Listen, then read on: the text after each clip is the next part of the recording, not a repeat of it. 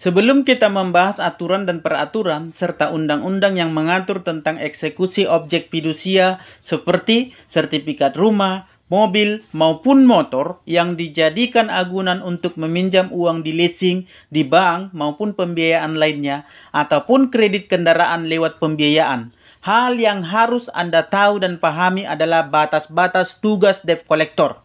Kita wajib paham itu dulu. Apa-apa saja yang bisa dilakukan dan yang tidak seharusnya bisa dilakukan oleh seorang debt collector di lapangan. Anda harus paham itu, supaya para debt collector ini tidak bisa membodoh-bodohi Anda dengan cara membawa-bawa surat tugas dari perusahaan atau memakai undang-undang fidusia sebagai alat yang seolah-olah undang-undang tersebut mendukung dan membenarkan perbuatan mereka, padahal sebenarnya tidak, karena mereka sendiri telah melanggar aturan dengan cara melakukan perbuatan menarik kendaraan si nasabah dengan alasan menunggak angsuran. Saya mau tegaskan dan pastikan ke Anda bahwa tugas debt collector itu hanyalah sebatas penagihan kredit atau angsuran yang menunggak, tidak lebih dari itu. Tugas seorang debt collector bukan untuk menarik unit kendaraan atau objek jaminan fidusia. Apapun alasannya dan sampai kapanpun, debt collector tidak berhak dan tidak pernah berhak atau berwenang, bahkan tidak boleh menyita objek jaminan fidusia seperti mobil, motor, rumah, dan objek jaminan fidusia lain sebagainya. Sekalipun debt kolektornya membawa surat tugas dari leasingnya yang disertai dengan surat sertifikat fidusia, debt collector tetap tidak berhak dan tidak punya wewenang untuk menarik kendaraan maupun menyita rumah yang menunggak, kecuali nasabahnya sendiri yang mau dan rela menyerahkannya tanpa paksaan atau intimidasi dari pihak manapun. Tapi kalau nasabahnya keberatan dan tidak setuju, maka otomatis debt kolektornya tidak boleh menarik atau menyita kendaraan si nasabah tersebut. Kenapa?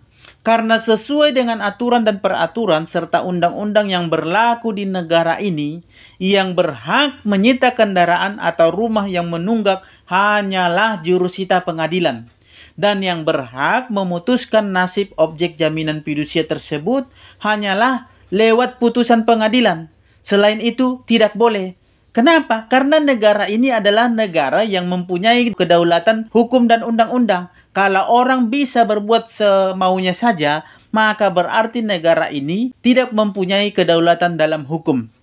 Maka jika ada debt collector yang berani atau memaksa untuk menarik kendaraan yang menunggak atau menyita rumah yang menunggak angsuran, apalagi dengan cara memaksa, mengintimidasi, berarti debt kolektornya telah melakukan perbuatan melanggar hukum, melawan hukum, dan bisa dilaporkan dengan pidana pencurian, yaitu pasal 363, pasal 365, dan 368 KUHP tentang pencurian.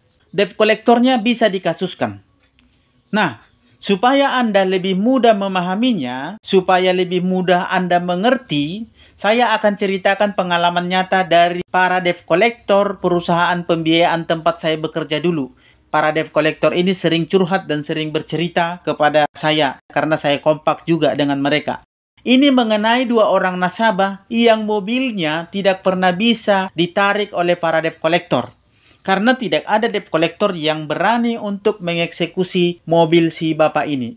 Karena nasabah ini paham betul tentang aturan dan peraturan mengenai aturan yang mengatur cara kerja debt collector, aturan yang mengatur perbankan, leasing, dan pembiayaan lainnya.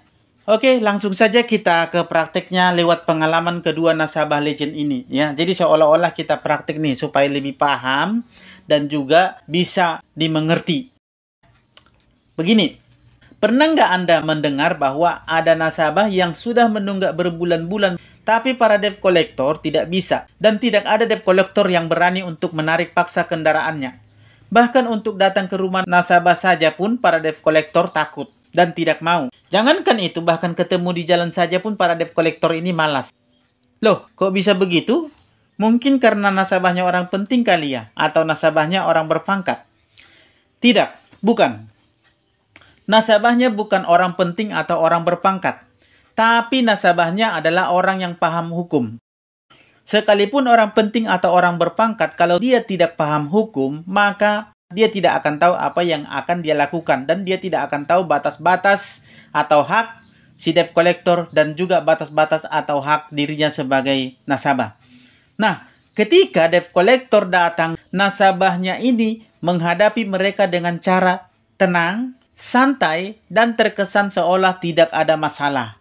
Ya, karena nasabah ini paham betul tentang posisi, batas-batas, dan kondisi keadaan perundang-undangan di negara ini.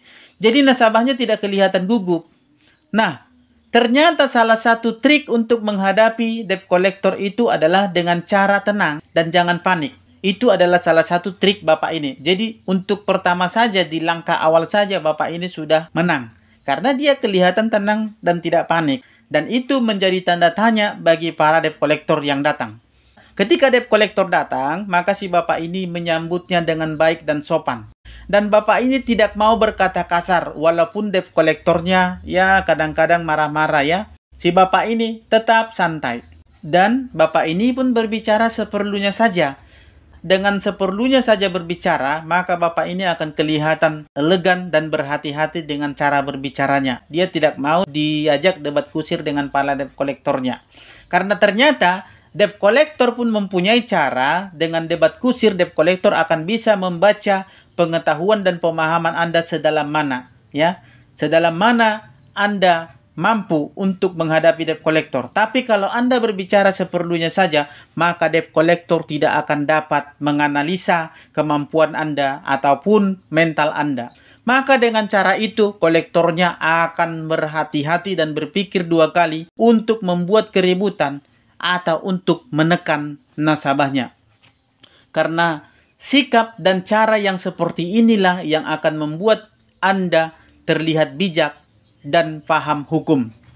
Baik, ini saya mau ceritakan salah seorang nasabah legend yang saya sebutkan tadi. Ya, ada dua nasabah legend yang nasabahnya tidak pernah bisa dieksekusi objek fidusianya oleh para debt collector. Bahkan sudah berganti-ganti debt collector yang datang untuk mengeksekusi objek jaminan fidusia mobil Bapak ini selalu gagal. Dan tidak ada yang berani untuk menarik kendaraan si Bapak ini. Loh, kok bisa nggak ada yang berani? Baik, begini triknya. Kenapa bisa seperti itu? Ini trik yang selalu dipakai oleh si Bapak ini kepada setiap debt collector yang datang. Supaya gampang, kita sebutlah nama Bapak ini Pak Kongzi.